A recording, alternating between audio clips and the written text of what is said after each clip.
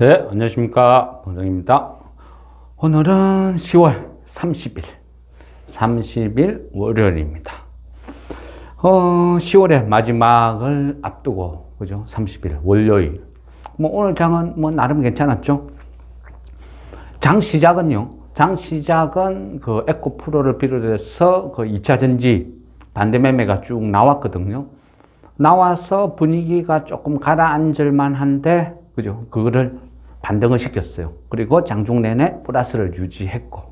그러다 보니까, 그래 화려하지는 않지만, 그래도, 그죠? 최근에 어떤 패턴으로 봤을 때는 괜찮았다. 이래 볼 수 있어요. 지수는, 그죠? 약간 강보합 그 정도 수준으로 마무리되었지만, 코스피 같은 경우, 그죠? 상승 종목이 한 500 몇십 개, 하락 종목이 한 200 몇십 개. 그 다음에 그 코스닥은 간만에 상승 종목이 1000개 수준 보고, 하락 종목이 한 500개에서 조금 빠졌더라고요. 한 400, 한 90개, 그 정도 하락. 그런 식으로 나오고, 또 장중에 보면 어떤 실적이나 예상치가 나쁘게 나온 기업들은 그냥 쭉쭉 밀리죠. 그 호텔 신라 같은 경우도, 그죠? 실적 한 70 몇 프로인가 그 경감하면서 장중에 보니까 한 10 몇 프로씩 빠져 있더라고요. 그래, 그만큼 지금은요, 악재는 잘 먹히고, 호재는 안 먹히고, 그런 장이죠. 그 왜 그렇습니까? 기본적으로 돈이 없다는 거죠. 고객 예탁금은 계속 줄어들고, 돈이 없죠. 신규 유입은 없고, 기다리는 거는 신용, 만기 달에는 반대매매만 계속 흘러나오죠. 반대매매란 것도, 그죠? 어떤 가격이 하락해서 강제로 처분되는 것도 있지만, 또 3개월이 경과되어서 나오는 물량도 만만치 않거든요. 그러다 보니까 요즘은 이래저래 어떤 매물에 의한 어떤 급락이 되게 많아요. 영풍제지 같은 경우는, 그죠? 거래도 없이, 오늘까지 3일 하한가 갔죠. 근데 만일 이 영풍제지 갖고 있는 사람은, 그죠? 죽음이겠죠. 아예 팔리지도 않고 계속 하한가 가고. 그러면 또, 그죠? 그 종목을 갖고 있는 누군가는 또 어떤 반대매매 내지는 손실이 발생될 것이고. 그만큼 어렵고 힘든 시기이기는 합니다만, 그래도 저는 그렇게 생각해요. 어떤 공포를 이제 지나는 순간이다. 그죠? 앞전도 말씀드렸잖아요. 모든 공포가 시장에서 다 해소되면, 그죠? 그때 산다? 악재가 다 소멸되면 산다? 아마 그때는 바닥에서 한 20, 30%다 떠서 있을 거라고요. 그러니까 이미 타이밍이 늦다는 거죠. 주식이랑은 항상 그래 움직이니까. 그래서, 그죠? 끝이 어딘지, 바닥이 어딘지도 모르는데, 공포를 매수를 할 때는 해야 된다. 이런 말씀드리는 거죠. 근데 뜬금없이 막연히, 그죠? 공포를 매수하자. 이거는, 그죠? 희망 고문이죠. 근데 그게 아니랬죠. 저는, 이번에 대외적인 어떤 악재가 여러 가지 요소가 많지만, 저는 어떤 주 하락 원인은, 그죠? 신용이라 그랬죠. 저는 신용으로 본다고. 신용이 범인이다. 저는 그렇게 본다고. 그래서 그것만 카운트하는 거죠.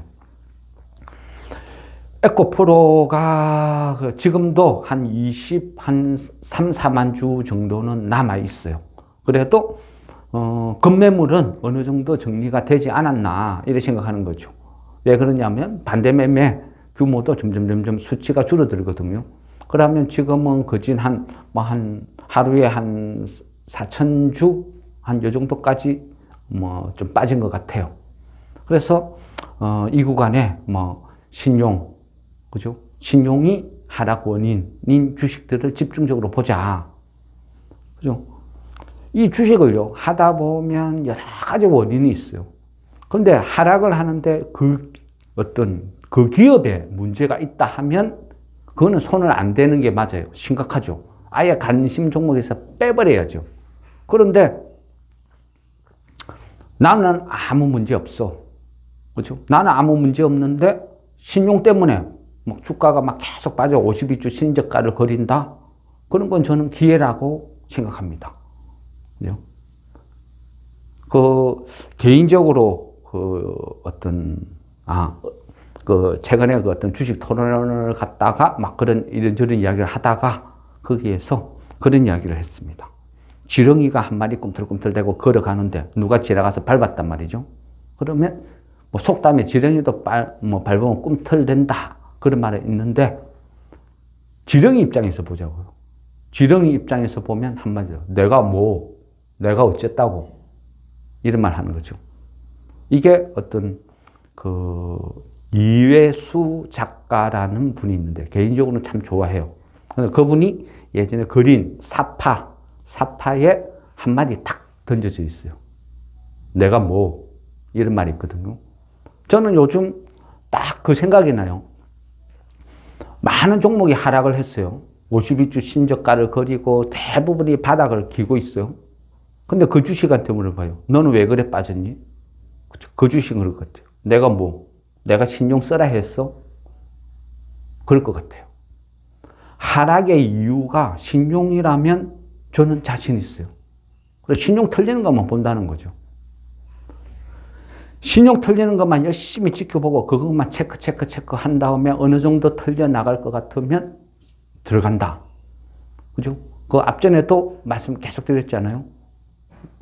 17조 정도가 될 것 같다. 왜?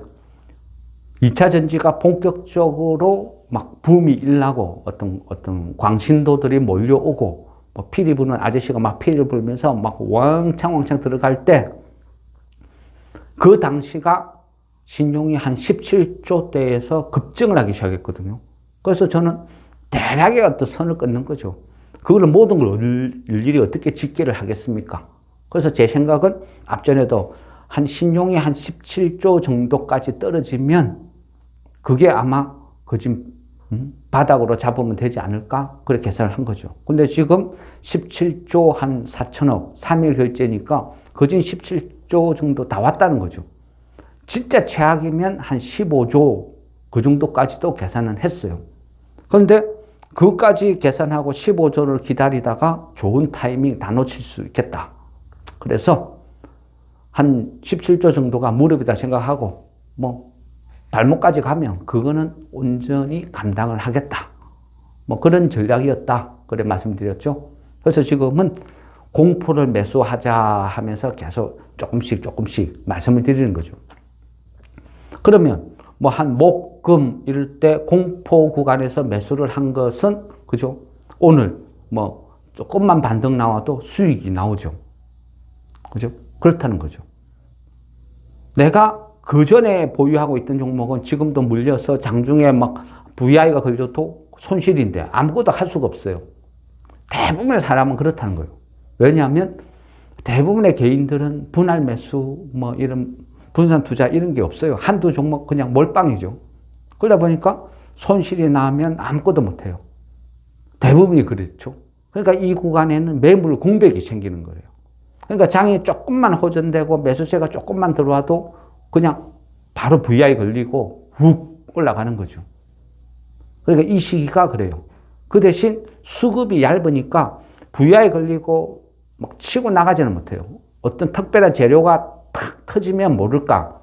그냥 특별한 어떤 호지 없이 테마성으로 이런 식으로 낙폭가대로 올라가는 거는 VI 근접하면 그냥 또 매물이 막 쏟아지면서 쭉 빠져버려요. 그죠?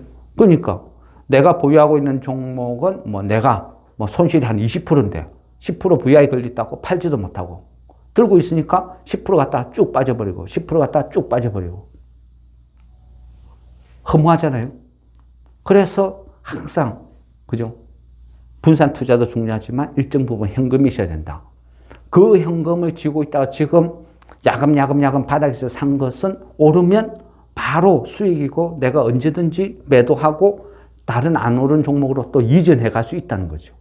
그래서 누구는 대부분은 본전 올 때까지 아무것도 못하고 기다리는데 누구는 퐁당 옮겨 다니면서 1차 수익을 쭉 거두는 거예요. 그죠?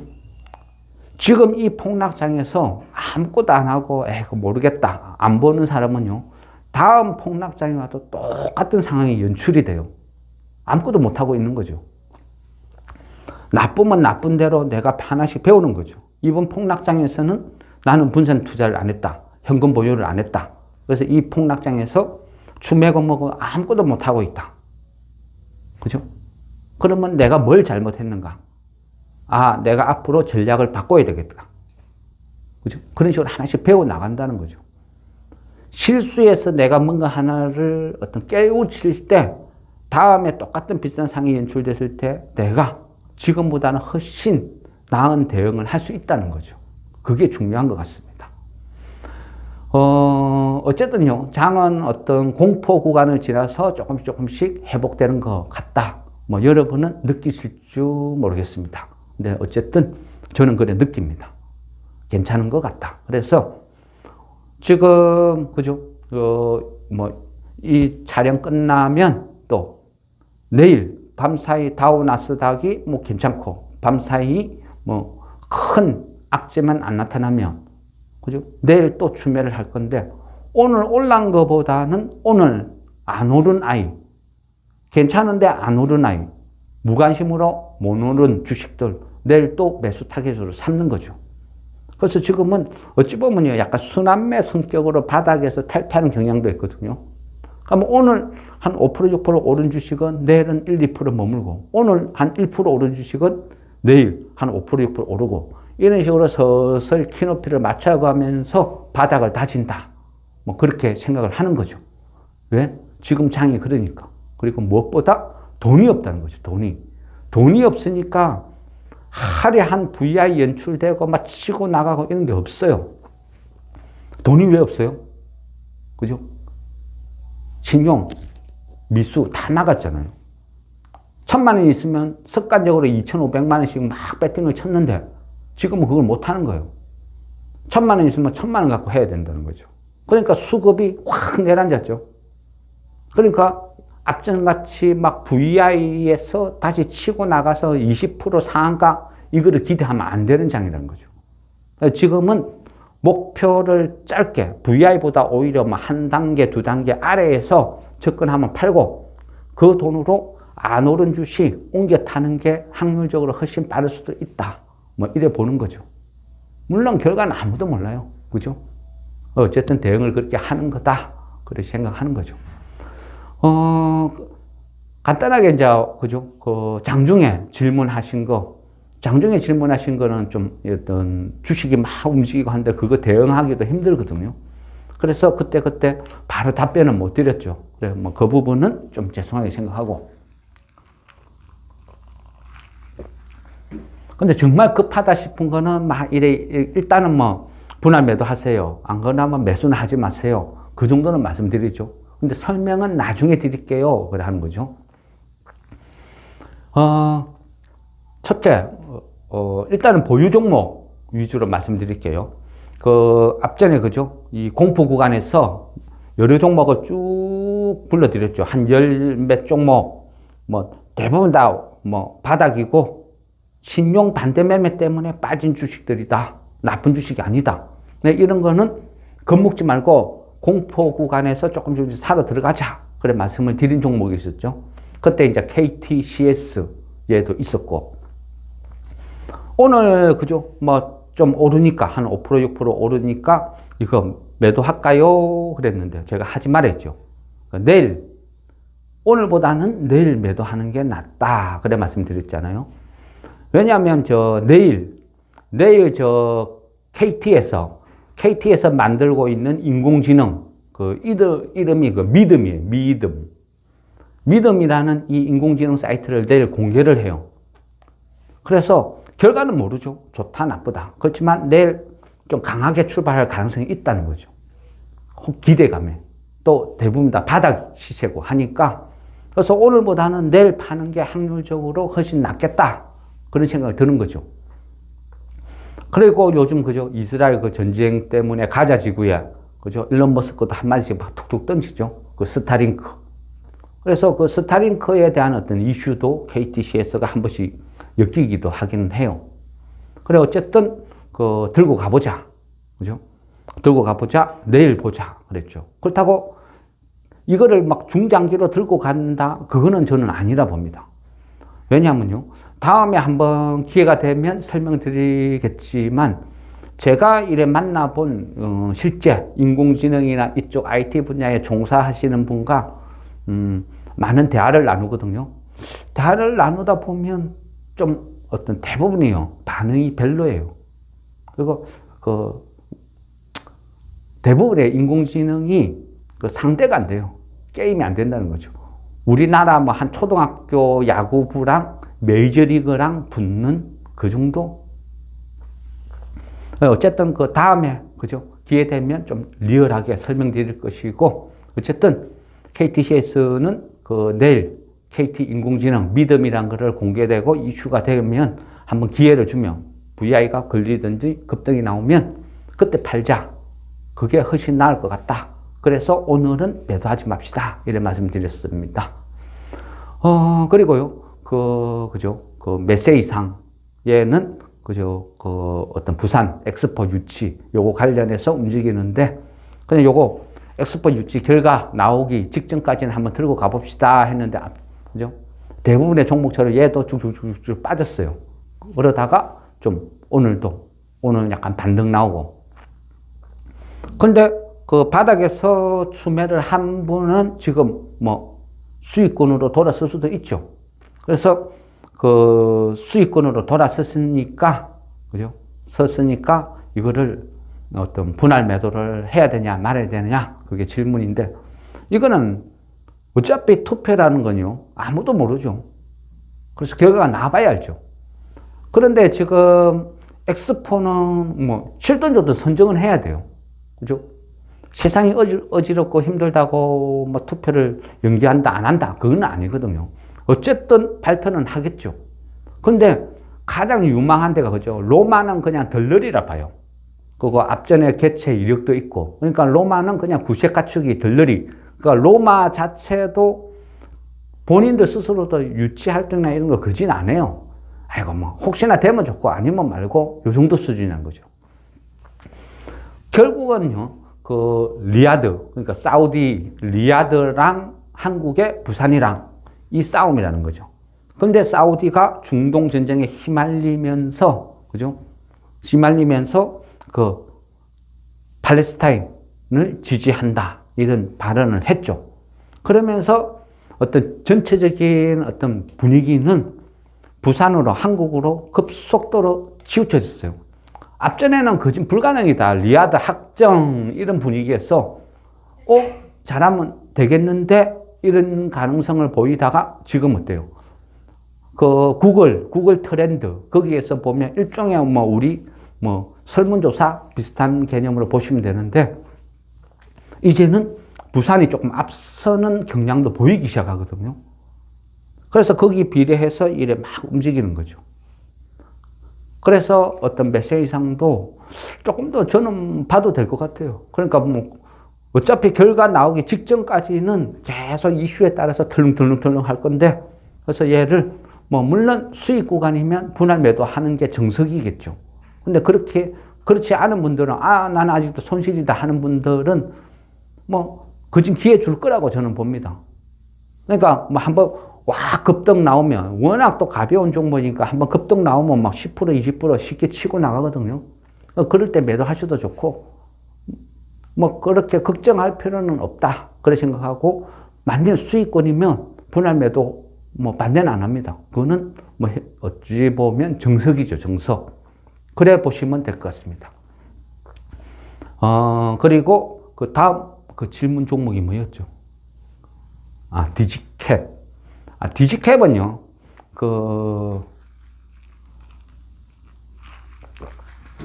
따로 제가 종목 분석은 이거 할 필요 없을 것 같아요.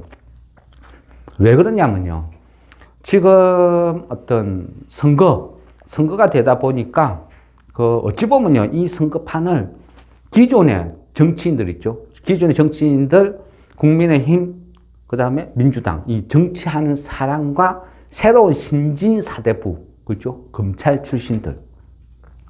이 사람 3파전으로 보는 게 맞지 않나? 저는 그렇게 생각합니다. 그러니까 국민의힘 따로 있고, 거기에서 검사 출신들이 이 정계로 본격적으로 진출하는 거 아닌가. 그런 이야기가 많이 나돌죠. 거기에서 유력한 인물 보면 뭐 이복현 이런 분이나 아니면 그죠 한동훈 장관 막 심심찮게 거론이 돼요. 근데 이복현 이분은 최근에 약간 거론되는 정도고 실제 한동훈 이 장관은 그 테마로 많이 엮였어요. 뭐 어떤 페인트 관련 우선주들부터 해서 여러 종목들이 막 움직이는데 디지캡도요. 그 별거 없어요. 그 청주 한시. 한동훈 장관이 그 청주 한시니까 그 디지캡 대표도 청주 한시거든요. 한성우. 그러니까 막 그냥 엮는 거예요. 한동훈 테마로. 근데 그 디지캡 그 한성우 대표는 그 62년생이거든요. 그러니까 나이가 그죠? 지금 한 60이죠. 근데 그 한동훈 장관은 제가 71년생인가 2년생으로 알고 있는데요. 그럼 그진 한 10년 차이 나죠.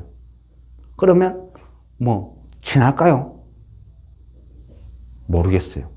근데 하기사 뭐 저 예전에 안철수 테마는 거죠. 안철수 어떤 부인 되시는 분이 아가씨 때 다니던 회사라고 안철수 테마로 엮이는 그게 이 주식판이니까 뭐 이렇다 저렇다 말하기는 좀 그래요.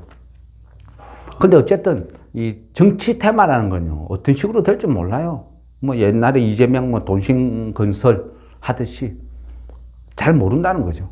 그래서 디지캡 얘는 어쨌든 그 청주 한시라는 한동훈 테마로 움직이기 때문에 뭐 분석 이거는 좀 의미가 없을 것 같아요. 이거는 잘 모르겠습니다. 그러니까 뭐 소량 보유하고 계시다 하니까 뭐 한번 엮이게 지켜보시는 것도 뭐 본인 어떤 자율인 것 같습니다. 어쨌든 그렇게 생각하고요. 요즘 그죠?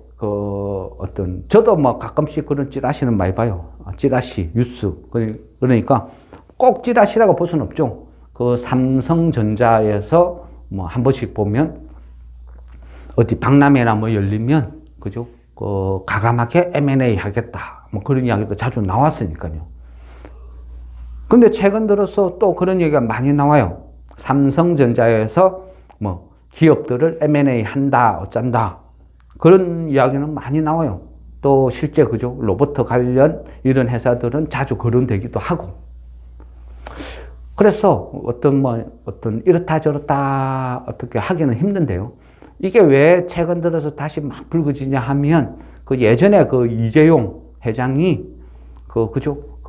어떤 부당합병, 삼성물산하고 제일모직 부당합병에 대해서 이거 문제 있다 해가 계속 재판을 받았잖아요. 그게 한 3년은 지났을 것 같네요. 그런데 그게 이제 어떤 결심 공판, 마무리가 올 11월 17일 되면 그 재판에 대한 그냥 종결이에요, 종결. 최종 판결을 내는 거죠. 끝나는 거. 그러다 보니까 어떤 언론에서, 그러니까 언론이란 거는 주식이죠, 주식 찌라시들이 이재용 회장이 또 어떤 문재인 정부가 아닌 이 정부에서는 또 상황이 약간 틀리죠. 그러다 보니까 이 정부에서 이재용 회장한테 이제 면죄부를 줄 것이다. 족쇄를 풀어줄 것이다. 그렇게 이제 나오면 이재용 회장은 가만히 있겠냐. 어떤 답례로 뭔가 뭐 삼성에서 뭐 하겠다 돈을 풀든 뭘 하든 하지 않을 거냐. 그리고 그때 말만 무성한 어떤 중소기업 한두 개 정도 M&A 뭐 이런 것도 이루어지지 않겠느냐. 그렇게 이야기가 막 거론된 거예요. 그래서 그게 11월 17일 날 결심 공판이 있으니까 그래서 지금 그런 것들이 정권 시장에서 그냥 이제 만들어 먹는 거죠. 이슈로. 그런 스타일이고요. 그러고 뭐 실제 뭐 어떤 기업을 인수를 할지는 모르죠. 그건 극비 사항이니까. 그런데 이제 항상 거론이 되는 거는요. 삼성전자에서 지분을 갖고 있는 기업들이 한 몇 개가 있어요. 그러니까 항상 그 종목들은 이런 이슈가 나오면 막 확 급등 나오는 경향이 있습니다. 실제.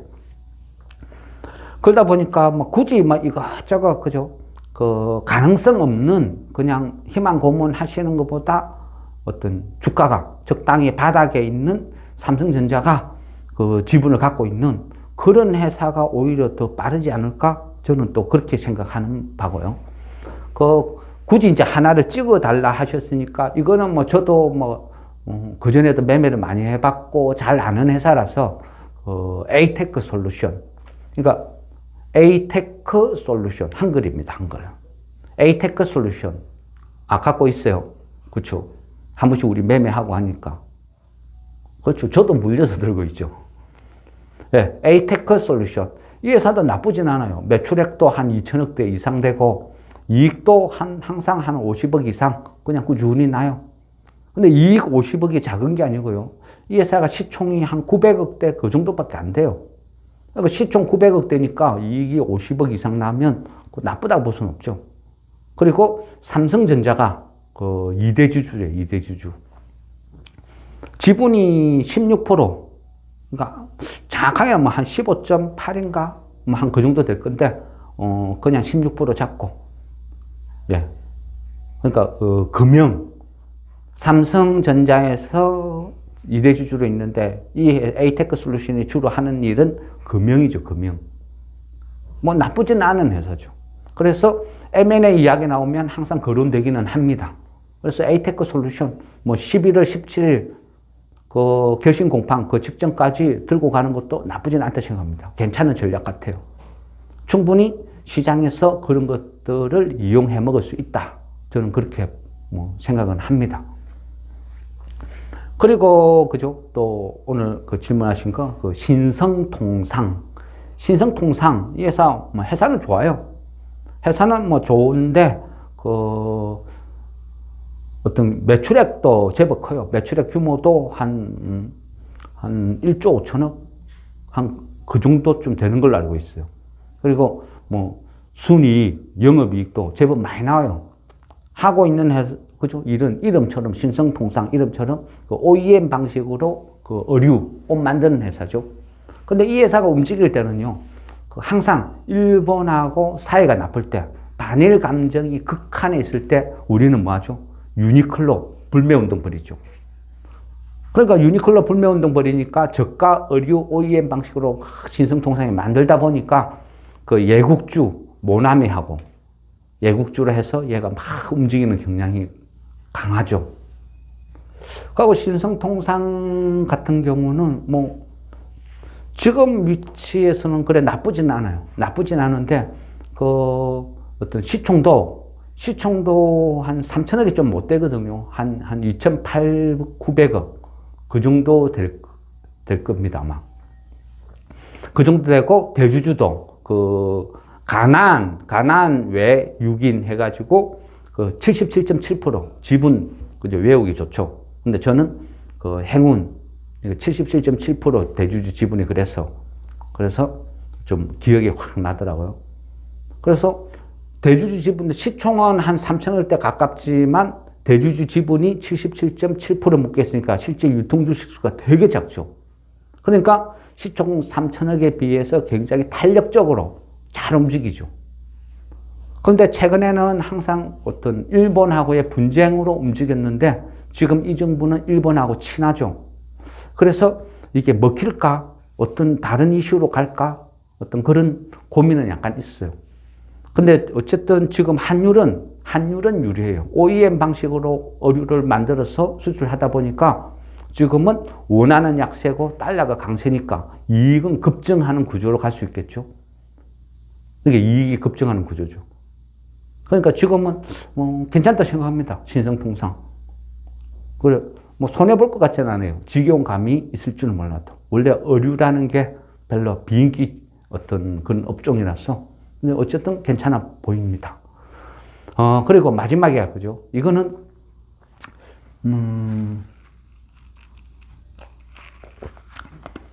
조금 싫은 소리를 해야 될 것 같습니다. 저도 알죠. 그러니까 주식을 하다 보면요, 정답은 없어요. 좋은 주식이라고 오르고 나쁜 주식이라고 계속 떨어짐 하고 그런 건 없어요.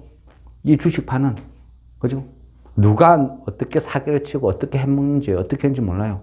혹자는, 그죠? 사람들은 흥묘, 백묘, 어쨌든 이익만 내면 되지. 묻고 나오면 되지.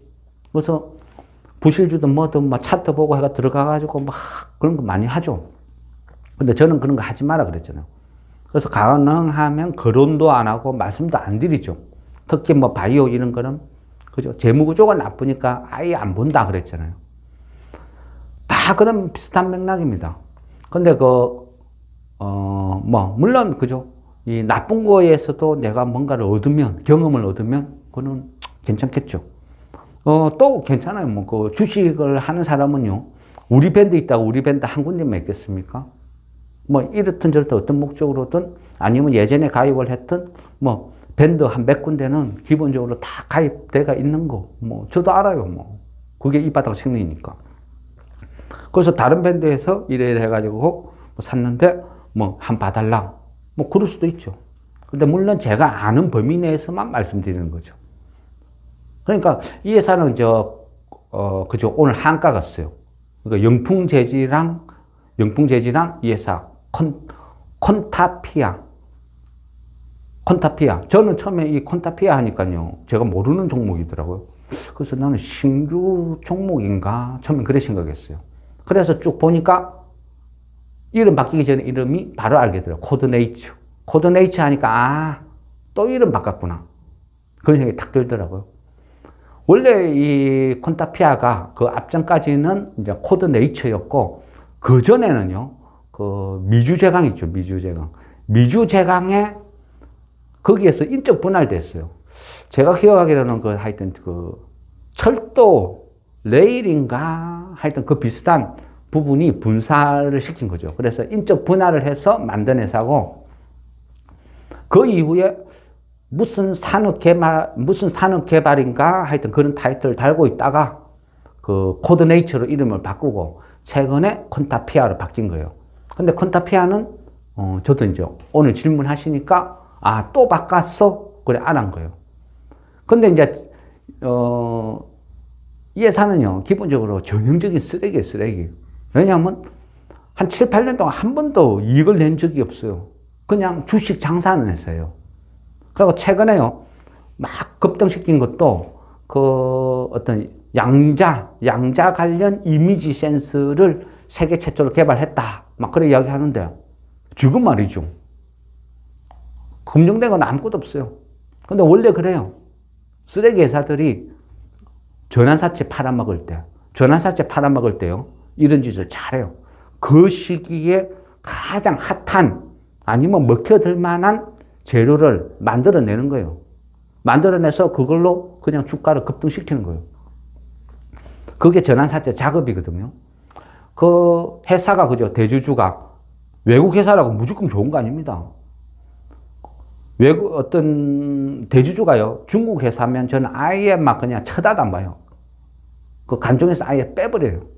근데 얘도 그 샌드크래프트 지분이 한 14%인가 그죠 들고 있었고 그 다음에 나크나 가파르샹가 하여튼 이름도 잘 생각 어려워요. 근데 한 10% 정도 못 되게 들고 있었어요. 근데 둘이 합쳐봐야 지분 20몇 %. 그죠? 그리고 이번에 전환사채 한 500만 주인가 그 정도 나왔어요. 결국 그 전환사채 팔아먹기 위해서 작업질 한 거예요. 작업질 해가지고 그거 처분을 한 거지. 글쎄요. 어떤 세계 최초 양자 이미지 센서를 짜자. 그거는 전형적인 그냥 찌라시라고 봅니다. 찌라시. 근데 여기에 대해서 물타기 저는 막 무조건 뜯어 말리겠어요. 아예 안 하는 거죠. 상패 안 당하면 다행이다 싶은 회사거든요. 그래서 이런 건 보지 마세요.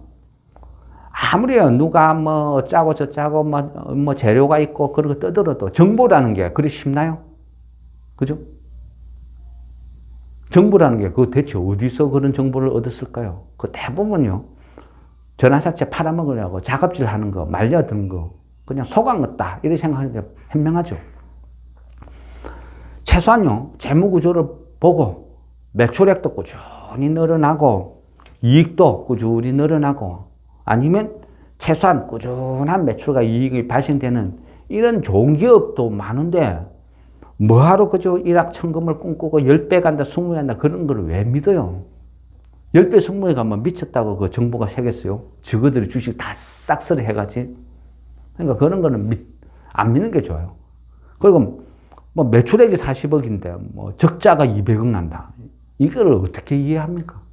그러니까 어쨌든요, 이런 회사는 안 보는 게 현명해요. 물타기 하느니 저는 내일이라도 팔겠어요. 오늘 한가 갔으니까, 그죠? 손실이 크겠죠. 얼마에 산지는 모르겠지만. 근데 내일 또 빠지기 시작하면 순식간에, 그죠? 40%, 50% 손실 나겠죠. 그래도 다행히 뭐 소량이라 하니까, 뭐, 물론 제 말이 무조건 정답이다고, 뭐 그렇게 볼 수는 없어요. 근데, 나는 뭐 손실 나도 부실 주라도 나는 이익 내고 나오면 괜찮다. 그러면 또 뭐 자기 스타일이니까 제가 뭐라 하겠습니까? 근데 어쨌든 제 생각은 그렇다는 거예요. 좋은 기업도 넘쳐나는데 뭐하러 목숨 걸고 그래 하냐는 거죠. 상패 한번 당해보면요, 정신이 번쩍 들어요. 그래서 무조건요, 뭐 어떤 뭐 제가 아니고 다른 밴드에서 뭐 이런저런 누군가가 뭔가 종목을 소개해줘도, 그죠?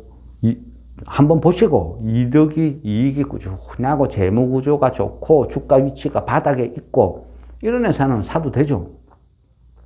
쓰레기 부실 회사가 막 앞전에 상한가 가고 여유에서 고점에서 막 놀고 있다. 그런데 여기에서 뭐 때문에 10배 급등시킨다더라, 어쩐다더라. 그거는 전형적인 거죠. 이 주식판에서 돌아다니는 전형적인 사기 방법 중에 그냥 하나라는 거죠. 그래서 그런 거는 어쨌든 그 부실주는 어떤 경우에도 안 본다.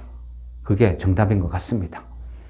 예, 어쨌든요, 오늘도 막 이래 뭐 적당히 흘러갔고, 그 다음에 그죠, 오늘 또 어떤 조금 막 이래 개별 종목들이 확 오르니까 현금 들고 있는 분들 막 여분 막 질문했죠. 지금이라도 살까요? 지금이라도 살까? 안 그래도 현금이 얼만큼 있는데 뭘 사면 좋을까?